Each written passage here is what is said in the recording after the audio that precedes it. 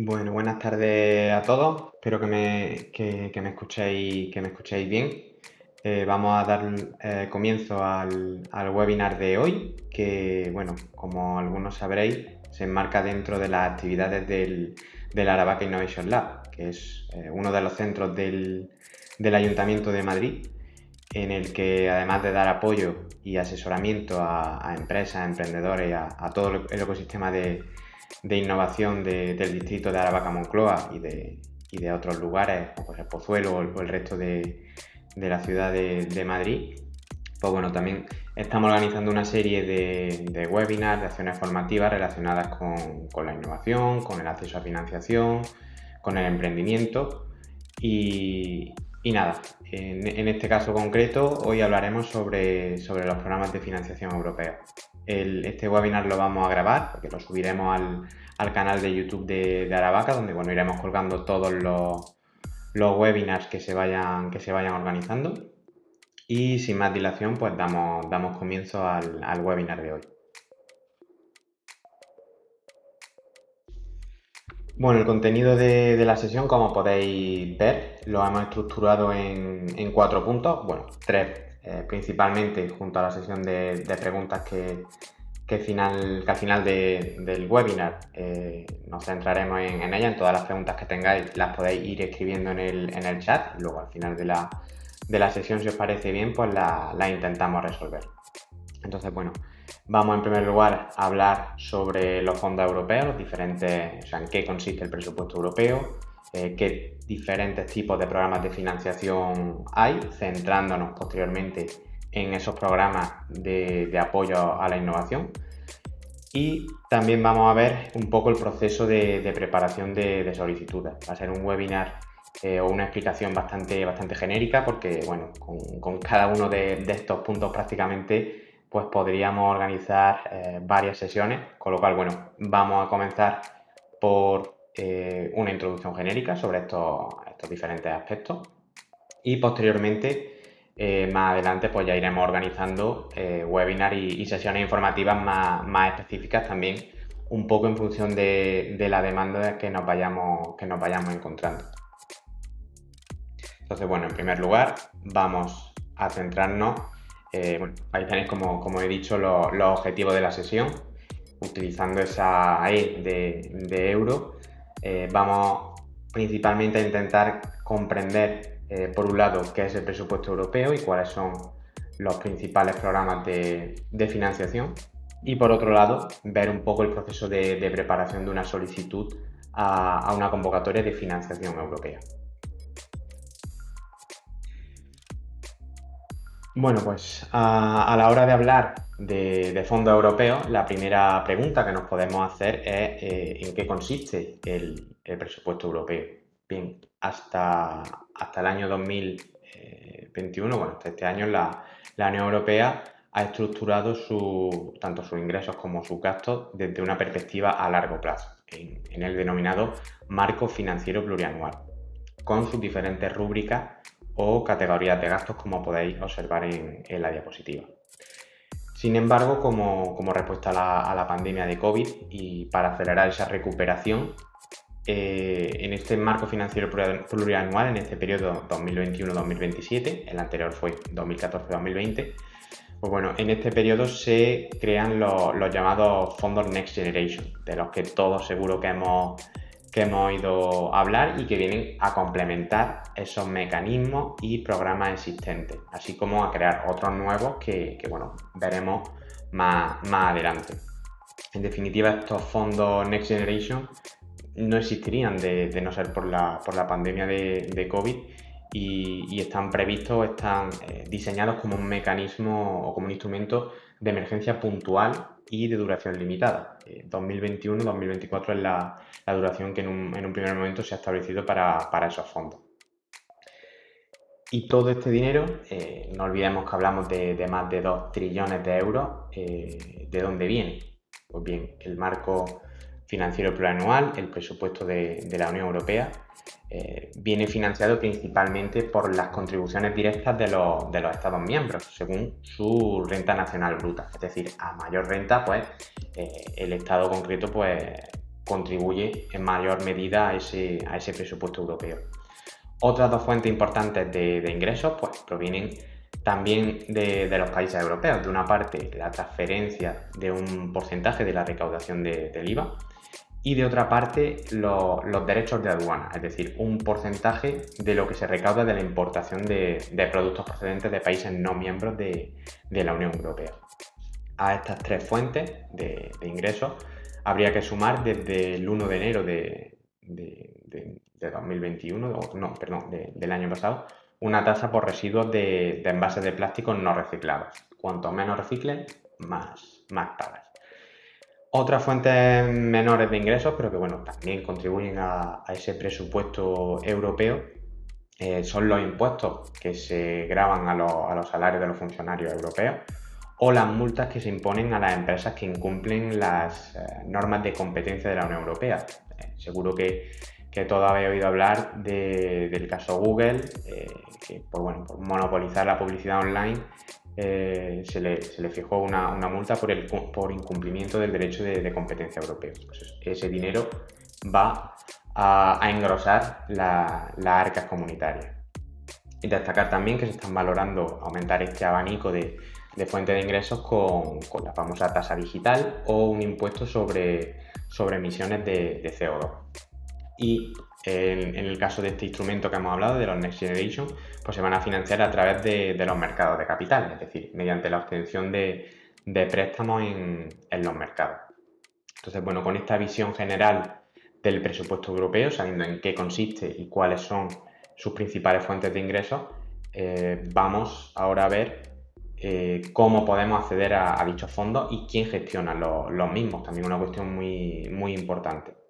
Como podéis ver en la diapositiva, existen dos principales vías de financiación. Por un lado, están las subvenciones a proyectos de convocatorias de propuestas, que es objeto del webinar de hoy.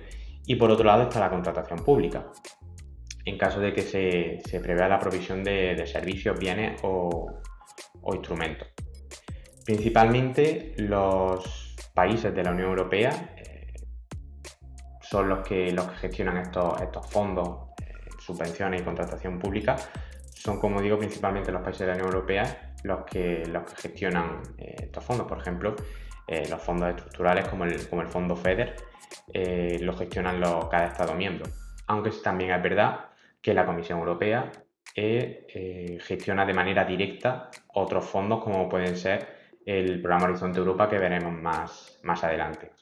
Y también en menor medida parte de la gestión de la financiación la llevan a cabo terceros países y organizaciones internacionales, como pueden ser la Cruz Roja, para gestionar esos fondos destinados a ayuda humanitaria. Y ya entrando en materia, nos vamos a detener un ratito aquí en esta diapositiva que, bueno, como podéis ver, incluye la mayor parte de los programas de financiación europeos. Vamos a ver qué políticas, instrumentos, programas existen dentro del marco financiero plurianual y que seguro que muchos de ellos ya os conocéis, o al menos os suenan. Como podéis ver, el presupuesto está más o menos equitativamente repartido entre tres grandes bloques. En primer lugar, la política de cohesión tiene como foco a las regiones y ciudades, sobre todo para crear empleo y mejorar la competitividad, tanto la competitividad empresarial como la calidad de vida de la ciudadanía a través de un desarrollo sostenible. Bueno, tiene tres pilares fundamentales,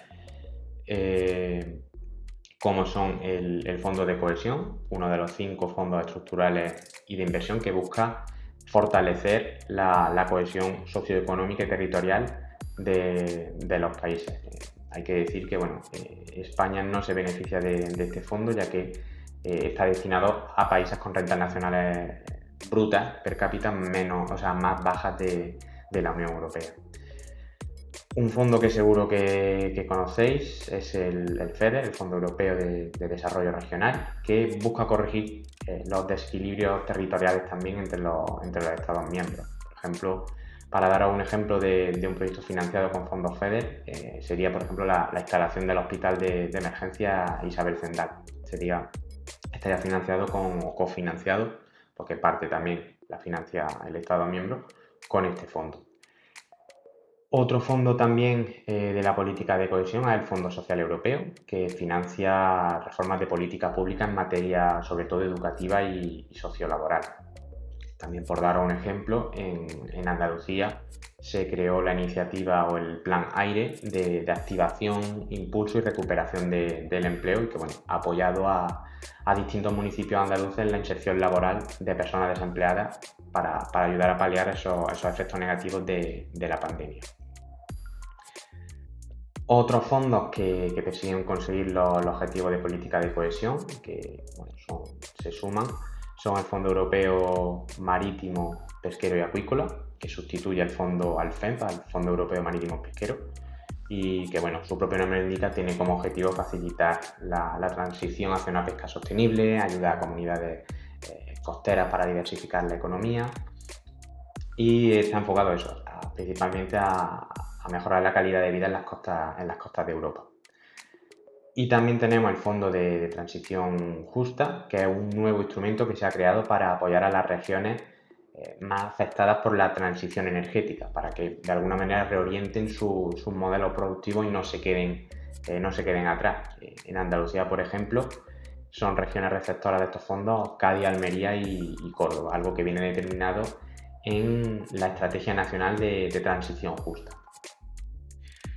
Sin pararnos mucho en la política agraria común, tenemos dos principales fondos: el Fondo Europeo Agrícola de Desarrollo Rural. Hablamos de proyectos, que financia proyectos como la construcción de embarcaderos, acondicionamiento de caminos rurales, construcción de carriles bici, por dar algunos ejemplos, y el Fondo Europeo Agrícola de Garantía, que son esas ayudas, la PAC, la famosa PAC, esas ayudas directas a agricultores y ganaderos para fomentar la producción sostenible. Respecto al tercer bloque, al de prioridades nuevas y reforzadas, se trata de fondos que de alguna manera se han visto reforzados o que se han creado algunos nuevos, y entre los más importantes, como podéis ver en términos de financiación, de presupuesto, es Horizonte Europa, que es el marco de fomento de apoyo a la I+D+I, que veremos un poquito más en detalle más adelante. Por mencionaros otros fondos, tenemos el programa LIFE, que es el programa de medio ambiente y acción por el clima. Esas siglas vienen del francés, L'Instrument, no recuerdo ahora exactamente las siglas, pero no viene como en otros casos el acrónimo del inglés, sino que viene del francés, y principalmente, como su propio nombre indica, financia proyectos relacionados con el medio ambiente, el uso de recursos de la naturaleza, biodiversidad, economía circular, mitigación del cambio climático, etcétera, etcétera. Y por daros un dato, desde el año 92 se han aprobado más de 900 proyectos en España del programa LIFE. El programa Erasmus+, todos sabemos de qué va el Erasmus, ¿no? Pero además de ser ese programa europeo para la educación y la formación, también financia proyectos de juventud y deportes. No solo se enfoca a educación y formación, sino que también está enfocado a juventud y deporte, quizá algo menos conocido. Por ejemplo, se ha financiado a través del Erasmus+, el proyecto Aristo, que lo lideró la empresa pública de turismo de Andalucía, y que al final, a través de ese proyecto, se creó un protocolo de seguimiento de la salud y de las condiciones de entrenamiento de jóvenes jugadores de bádminton. Un fondo que también viene como respuesta a la pandemia y que tiene como objetivo mejorar la salud y hacer frente a esas amenazas transfronterizas para la salud, es el programa EU for Health. ¿Qué más? También tenemos el programa Creative Europe, que es un programa muy específico para los sectores cultural, creativo y audiovisual. El programa Rescue, que es un fondo destinado a financiar el mecanismo de protección civil de la Unión Europea en temas de gestión de crisis, incendios, evacuación de heridos, hospitales de campaña, todo se financia a través de ese fondo. Un fondo que sí que ha resultado clave en este último año ha sido el fondo InvestEU, que bueno, está gestionado no por la Comisión, sino por el Banco Europeo de Inversiones, y cuyo objetivo es movilizar inversión pública y privada, pues, bueno, lo que permite a los inversores asumir mayores riesgos. ¿Por qué digo que ha resultado clave en estos últimos años? Bueno, principalmente la empresa alemana BioNTech se benefició de este fondo para desarrollar junto a Pfizer la primera vacuna contra el COVID. Otro programa que también da apoyo, que se centra en dar apoyo a pymes, es el Single Market Program, anteriormente denominado COSME, y que tiene como principal objetivo pues, bueno, fortalecer ese mercado único europeo a través de acciones como por ejemplo la iniciativa IPA for SME, que lideramos desde Carsa, y que consistía en proporcionar apoyo a empresas en la gestión de los derechos de propiedad intelectual, financiando incluso el registro de patentes europeas. Por seguir, aunque profundizaremos más adelante, la Comisión Europea, consciente de esa, bueno, prácticamente guerra fría tecnológica en la que vivimos, ha creado un programa específico, el Digital Europe Program, que bueno, como veis ahí financia diferentes ámbitos tecnológicos que, bueno, junto al mecanismo Conectar Europa, describiremos un poquito más adelante. Bueno, como veis, hay muchísimos fondos, hay incluso algunos que no están en la diapositiva. Tenemos el Programa Espacial Europeo, el FEAD, que es el Fondo de Ayuda Europea para las Personas Más Desfavorecidas, y que, bueno, como decía, es prácticamente imposible describir en una hora todos estos fondos, así que nada, nos vamos a concentrar en eso, en los que hemos visto, y más adelante iremos organizando nuevos webinars para ver el resto de fondos. Por situarnos en el guión de la presentación del webinar, después de ver todos estos programas, fondos, instrumentos, estábamos viendo cómo se gestiona, o sea, cómo se gasta el presupuesto europeo. Hemos visto los principales programas y fondos del marco financiero plurianual, que, como hemos dicho, junto a los Next Generation, que vamos a ver ahora, pues conforman ese presupuesto de la Unión Europea. También eso, repetimos, como hemos dicho, los Next Generation EU son la principal respuesta de la Comisión ante la pandemia, y tienen como principal objetivo el impulsar la recuperación y hacer una Europa más ecológica, más digital y más resiliente.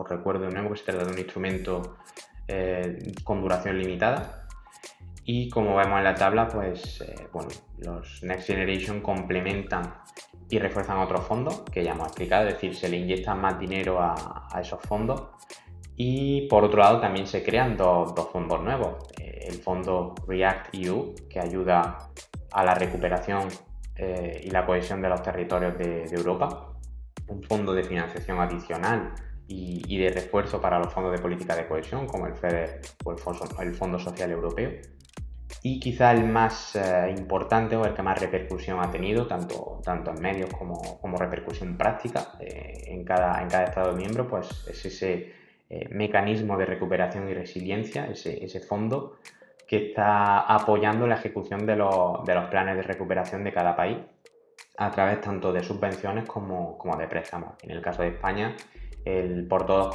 conocido Plan de Recuperación, Transformación y Resiliencia, que al final pues engloba todas las iniciativas y planes estratégicos del gobierno en las diferentes palancas y ejes de los que está compuesto. Quizá, bueno, resaltar aquí esa figura nueva que se creó con este plan de recuperación, los denominados PERTES, esos proyectos estratégicos para la recuperación y transformación económica. Se trata de proyectos tractores, proyectos de gran capacidad de arrastre de la economía para de alguna manera promover en mayor medida el crecimiento económico, el empleo y la competitividad de la economía española. Quizá, bueno, por dar algún ejemplo, el más sonado sea uno de los más importantes sea el PERTE del vehículo eléctrico. Acabamos el primer punto de los fondos europeos. Como hemos dicho, bueno, es una aproximación genérica sobre todos esos fondos, que bueno, el objetivo es que al menos os suene y sepáis en qué consiste cada uno. Y ahora pues vamos a pasar a esos programas específicos de apoyo a la innovación. Aunque en primer lugar, bueno, pues me gustaría resaltar un proyecto europeo, ¿para qué, no? ¿Para qué beneficios puede obtener mi empresa o mi organización participando en un proyecto europeo? Y bueno, creo que esa foto de un iceberg, pues sí que es una buena metáfora de ello, aunque al principio podamos pensar que, o sea, lo más visible, la parte de la financiación. Participo en un proyecto europeo porque voy a obtener financiación. Detrás de esa financiación también hay otros muchos aspectos beneficiosos como son la creación o el fortalecimiento de una red de contactos, que puede ser a nivel local, regional y europeo, con la que bueno, se establecen pues, las bases para futuras oportunidades y colaboraciones, ¿no? Y también otros aspectos también importantes son la formación y el conocimiento que al final se adquiere al colaborar con otras entidades en proyectos de innovación. Ese es uno de los aspectos principales de los proyectos europeos, independientemente del ámbito en el que se enfoquen, o sea, medio ambiente, educación. Sí que se valora mucho que sean proyectos innovadores. Entonces, bueno, eso nos va a dar un conocimiento que aquellas entidades, porque no participan en proyectos europeos, pues quizás no tengan. Lógicamente también da formación e idioma. Al final estamos hablando de colaborar con entidades, con organizaciones de toda Europa, francesa, inglesa, alemana, y aunque bueno, ahora las inglesas con el Brexit lo tienen más complicado, pero bueno, es otra forma de eso, de mejorar los idiomas y finalmente, bueno, obtener prestigio, el prestigio que le puede dar a una pyme, el participar en un proyecto europeo, el tener esa experiencia detrás, pues bueno, tampoco es nada desdeñable. ¿Qué aspectos hay que tener en cuenta para participar en un proyecto europeo? Bueno, como hemos dicho, se trata de fondos de gestión directa. Vamos a hablar de los fondos de gestión directa que gestiona directamente la Comisión Europea. O sea, los Estados miembros no tienen nada que ver con los fondos que vamos a ver ahora a continuación. Normalmente hay una tasa de cofinanciación de entre el 60 y el 100%, lo cual es bastante alta. Hay que tener en cuenta que hay mucha competencia. Al final se trata de seleccionar a los mejores proyectos europeos que tengan objetivos comunitarios, que bueno, aunque la problemática la pueda tener una pyme, pues que se forme un consorcio para hacer de alguna manera, dar respuesta a esos desafíos que se encuentran y que al final tienen que estar relacionados con los objetivos que se establecen de la Comisión Europea.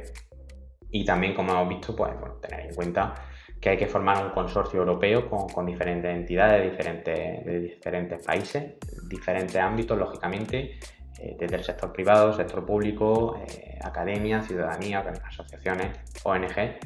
Todo hay que tenerlo en cuenta y sí que es verdad que, bueno, ahí está el asterisco en consorcio europeo, porque sí que es verdad que luego veremos que hay convocatorias, sobre todo a través o principalmente a través de financiación en cascada, esas convocatorias abiertas o open call, en la que hay veces que no es necesario el formar un consorcio europeo, sino que la pyme puede presentarse directamente y obtener financiación o apoyo técnico en el objeto de esa convocatoria. Entonces, bueno, vamos a ver un pelín más en profundidad estos 4 programas, aunque bueno, el Cascade Funding no es por sí un programa. Vamos a ver Horizonte Europa, el programa Europa Digital y el mecanismo de Conectar Europa, haciendo también especial mención al Cascade Funding, que muchas veces pues, bueno, es un poco más sencillo de preparar una solicitud de ayuda. Vamos, como hemos dicho, a centrarnos en cómo financia la Unión Europea la innovación. Principalmente lo ha hecho, como veis ahí, desde los 80 a través de un programa marco, Framework Program en inglés. Y estos programas, como veis, son plurianuales y las acciones se concretan en programas de trabajo bianuales, con convocatorias abiertas a propuestas de consorcios internacionales que bueno, pues se evalúan para seleccionar las más adecuadas para el desarrollo de los objetivos que se proponen en cada programa de trabajo. Dichos programas marcos vienen implementándose desde el año 84 y actualmente pues, nos encontramos en plena ejecución del noveno, llamado Horizonte Europa. Como veis, desde el primero hasta el séptimo, la denominación de estos marcos de programación ha sido primero, segundo, tercero, así hasta llegar al séptimo. Pero sí que es verdad que en 2014 se produce un gran cambio y el octavo Framework Program pues, se denomina Horizonte 2020. No es solo un cambio de palabras para hacerlo más atractivo, sino que bueno, pues la comisión es una declaración de intenciones por parte de la comisión en la que bueno, se va a mantener por lo menos hasta 2027 de la mano de Horizonte Europa, aumentando la financiación a proyectos innovadores.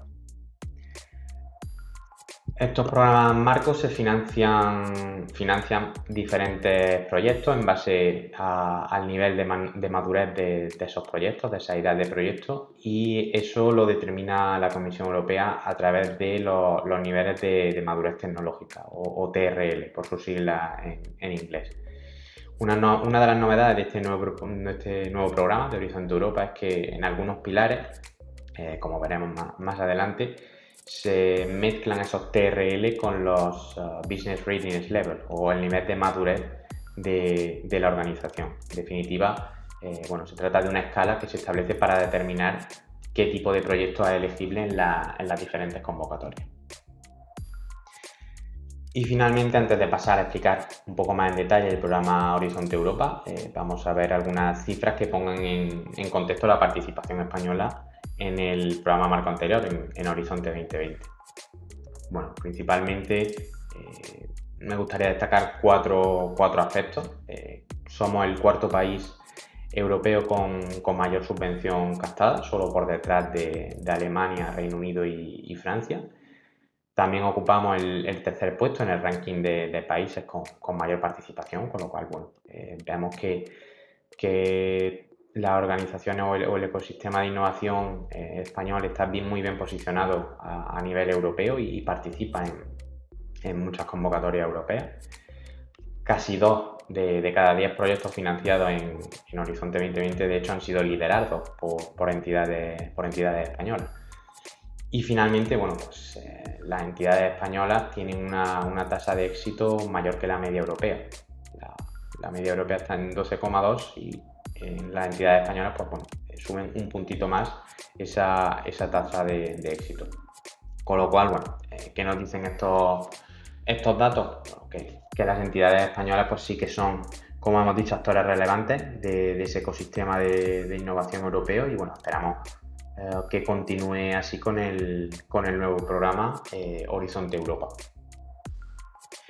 Que ahí lo tenéis, como hemos dicho, es el principal instrumento de la Comisión para financiar proyectos que tengan impacto científico y tecnológico de innovación y cuenta con una estructura basada en 3 pilares, como podéis ver. El primer pilar está enfocado en la excelencia científica, con convocatorias del Consejo Europeo de Investigación o acciones de Marie Curie y también, lógicamente, convocatorias para financiar infraestructuras de investigación. Un segundo pilar se llama Desafíos Mundiales y Competitividad Industrial Europea, en que se dividen las diferentes temáticas en clústeres. Ahí podéis ver, por nombrar algunos, tenemos clima, energía y movilidad. o mundo digital, industria y espacio. Y eso complementado con el Centro Común de Investigación, el JRC. Y finalmente un pilar 3 de una Europa innovadora, en el que se enmarcan las convocatorias del Consejo Europeo de Innovación, el EIC, los ecosistemas europeos de innovación y el Instituto Europeo de Innovación y Tecnología, el EIT. Todo ello, pues lógicamente, con el objetivo de ampliar la participación y reforzar ese espacio europeo de investigación e innovación. Otro de los programas que financia la innovación o la transformación digital es el Digital Europe Program, que se centra principalmente en 5 áreas de trabajo: en computación, en High Performance Computing, supercomputación es el primer pilar. También tenemos inteligencia artificial, ciberseguridad, habilidades digitales, y todo ello a través del desarrollo de las capacidades a través de los Digital Innovation Hubs, que son esos centros de innovación digital. Prácticamente hay al menos uno en cada región europea. En Madrid, por ejemplo, pues podríamos mencionar el DIH Bio, que es un Digital Innovation Hub, un centro de innovación digital enfocado en el ámbito de la salud, y que a final de cuentas esos DIHs, esos Digital Innovation Hubs, son una especie de alianza o asociación entre diferentes entidades. Hablamos de empresas, de universidades, de centros de investigación, cuyo objetivo principal es aunar esfuerzos, aunar capacidades para darle apoyo a las pymes, y ahora también cada vez se está viendo más al sector público en la adopción de tecnologías digitales. Y finalmente, otro programa que también me gustaría destacar es la Connecting Europe Facility, ese mecanismo de conectar Europa, que se centra en transporte, energía y transformación digital. Transporte, por dar un ejemplo bastante claro, el famoso corredor ferroviario del Mediterráneo, pues está financiado o se está financiando a través de este mecanismo. En términos de energía, pues hablamos de infraestructuras de electricidad, de gas, etcétera, y en el ámbito digital, pues hablamos de infraestructuras de 5G principalmente. Y ahora esos eran los 3 principales programas. Ahora que, como hemos visto antes, hay otra forma de obtener financiación europea que no está directamente relacionada o que no depende directamente de la Comisión, sino que se obtiene a través de las open calls. Se llama Cascade Funding porque al final se trata de una financiación en cascada. La Comisión Europea publica una convocatoria, se presentan diferentes ideas de proyectos, se seleccionan los proyectos y son esos proyectos los que van a financiar a terceros, a pymes, startups o lo que hayan incluido en la propuesta de proyecto. Entonces, es una forma de que es una forma que la Comisión viene fomentando cada vez más, y es una forma de que esa financiación no solo llegue a los socios del proyecto, sino que también llegue al tejido productivo, que es lo que llaman a financiación a terceros.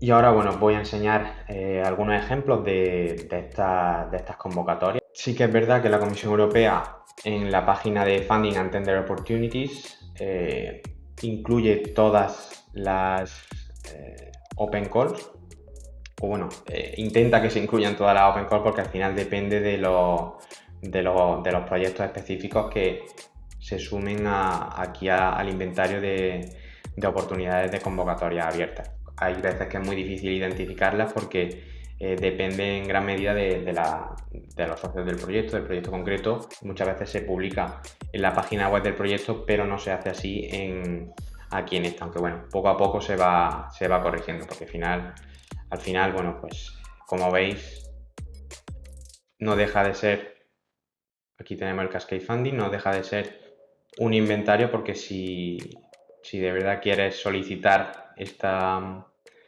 esta ayuda, pues tienes que irte a la página web del proyecto, como veis.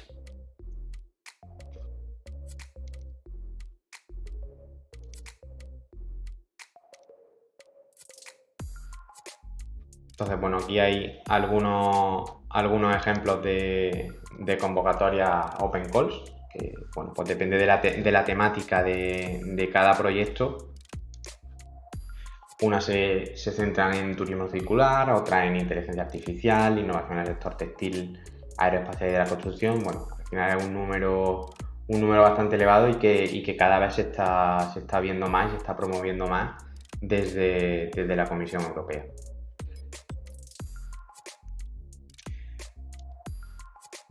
Este proceso de preparación de solicitudes, aunque bueno, principalmente aplica a los programas que hemos visto de Horizonte Europa, Digital Europe Program y demás.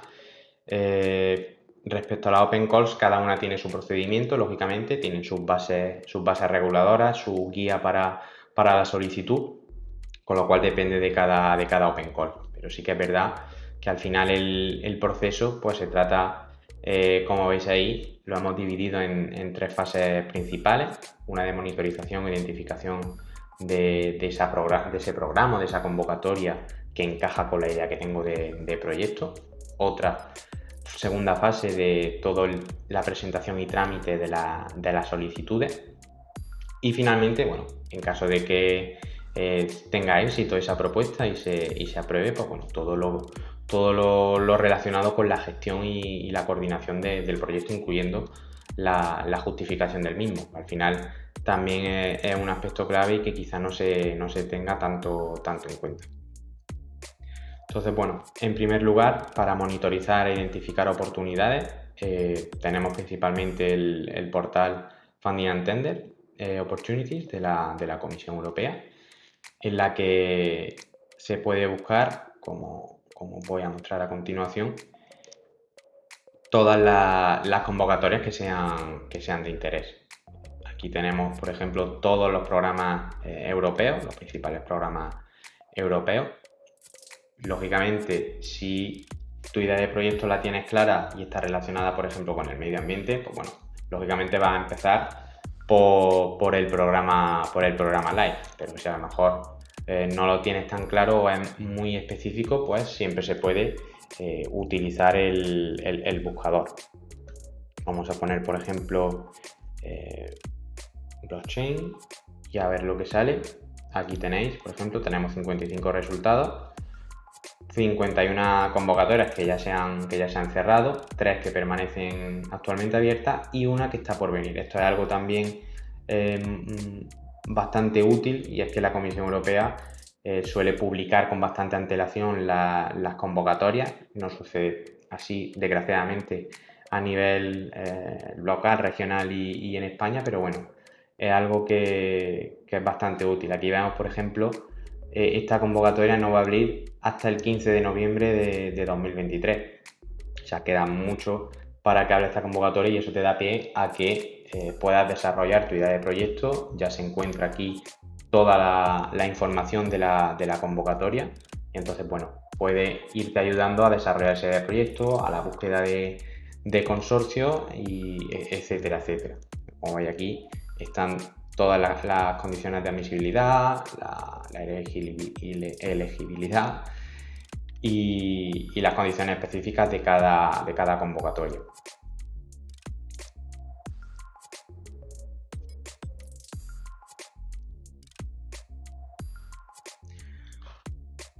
Para la búsqueda de socios, sí que es verdad que también en cada convocatoria es muy útil un apartado que hay de búsqueda de socios. Entonces aquí, como podéis ver, hay entidades que se apuntan, se inscriben, dan una pequeña introducción de cuál es su trabajo, su país, y si el tipo de petición, si es una oferta de conocimiento, es decir, yo puedo aportar a esta convocatoria esto, o también se puede publicar una convocatoria o una petición de un requerimiento, más que sí, un requerimiento de socio. Por ejemplo, si no localiza, si no se logra localizar una institución académica, pues se puede poner, estoy coordinando o intento coordinar un proyecto y necesito una institución académica que esté interesada en estos aspectos. Entonces, bueno, en caso de que sea interesante, pues aquí está toda la información de la entidad con sus datos de contacto, incluso proyectos en los que ya ha participado esa entidad, y que al final, pues bueno, pues también es necesario ver que esa entidad tiene ya una experiencia, un bagaje en este tipo de programas. Entonces, bueno, además de esta fuente de localización de socios, pues bueno, también tenemos, un segundo,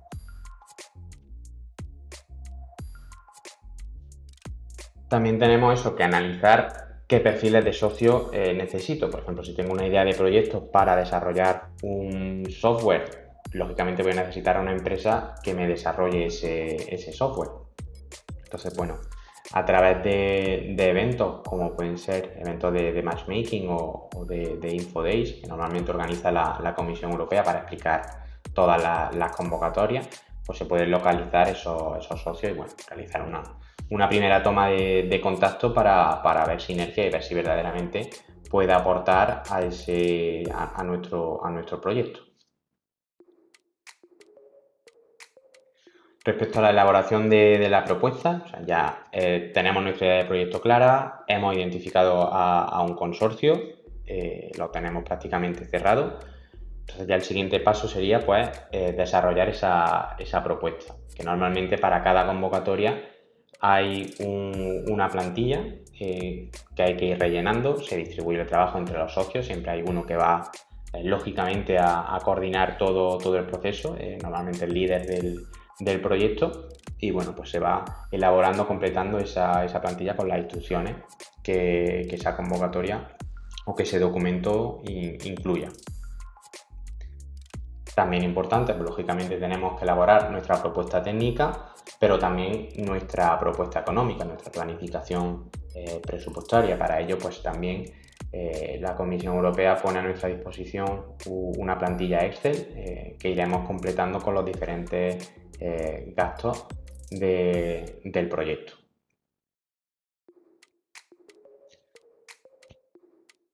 Y finalmente, pues pasaríamos a lo que es presentar la solicitud. Ya tenemos todo previsto, tenemos nuestra propuesta técnica de proyecto, tenemos nuestro presupuesto elaborado. Muchas veces también es importante conseguir o intentar conseguir cartas de apoyo de otras entidades que no son socios del proyecto, pero que a lo mejor nos van a ayudar, por ejemplo, con la difusión del proyecto. Si nuestro proyecto, por ejemplo, está enfocado a pymes del sector turístico, pues quizás es muy interesante o va a fortalecer nuestro proyecto el conseguir alguna carta de apoyo de alguna asociación de ciudades por el turismo.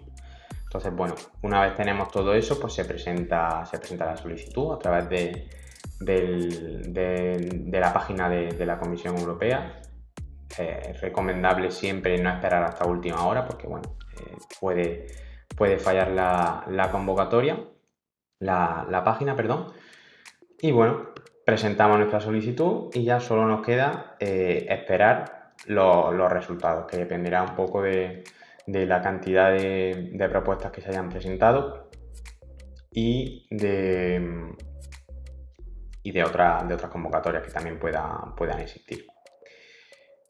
Y bueno, en caso de que nuestra propuesta sea exitosa, bueno, antes de pasar a la gestión a dar algunos consejos sobre la gestión del proyecto, pues tener también presente que se van a firmar dos tipos de documentos. Por un lado tenemos el acuerdo de subvención, el Grant Agreement, que se va a firmar entre todos los socios del proyecto con la Comisión Europea. Es el acuerdo a través del cual la Comisión Europea nos va a dar dinero para ejecutar nuestro proyecto, pero luego también a nivel interno, digámoslo así, de consorcio, se va a elaborar o a firmar un acuerdo de consorcio que regula las relaciones entre los socios.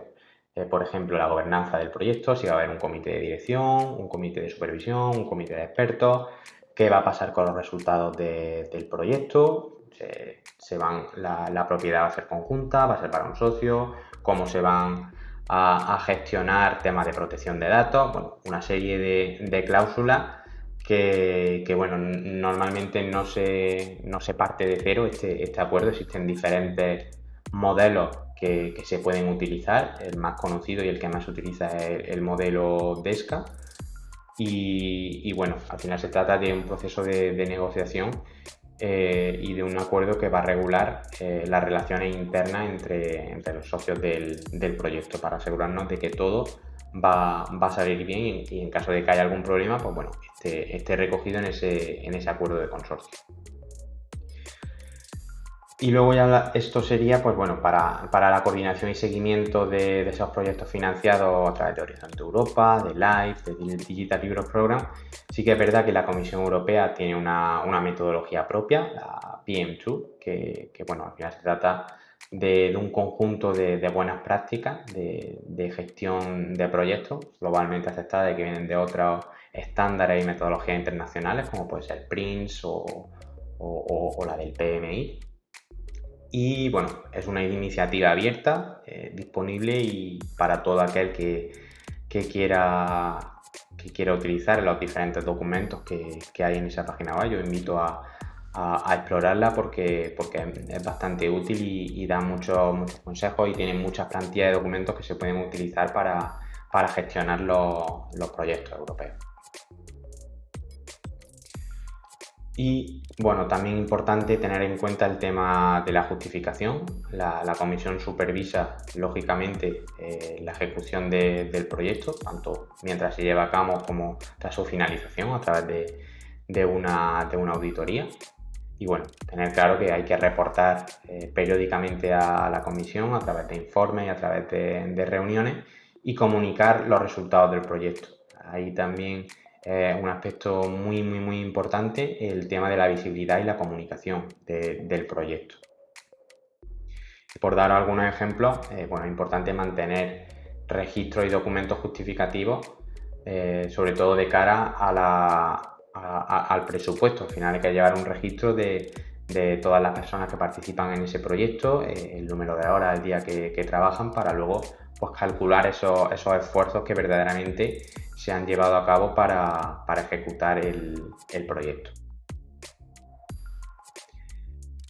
Y por último, además de la fase de difusión y de comunicación del proyecto, es también muy importante y la comisión suele valorar muy positivamente la transferencia de conocimiento, es decir, qué va a suceder una vez finalice el proyecto. ¿Se va a realizar el proyecto y se va a quedar así, hecho y olvidado? Pues lógicamente no. Si hay detrás de ese proyecto una continuación, un plan de explotación de resultados o incluso una continuación de cara a decir, hemos realizado este proyecto, vamos a buscar otra convocatoria para seguir avanzando en el tema concreto del proyecto. Algo que también se valora mucho, ese legado que pueda tener el proyecto una vez finalice y que no se quede ahí simplemente en la ejecución.